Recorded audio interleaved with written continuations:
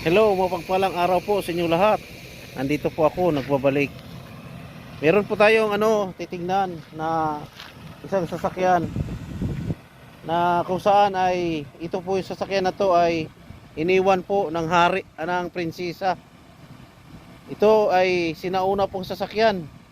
Tingnan po natin. Bago po ang lahat, baka po meron pa po ditong hindi nakapag-subscribe dito po sa aking channel. Adong Sir Adventure po. At pag inyong nagustuhan ang video ito ay huwag niyong kalimutan mag-like. Paki-subscribe din po. Ito po. Tingnan na po natin ang sasakyan ng prinsesa. Ayan po. Napakaganda po ang sasakyan ng sasakyan ng prinsesa. Lumang modelo. Yan.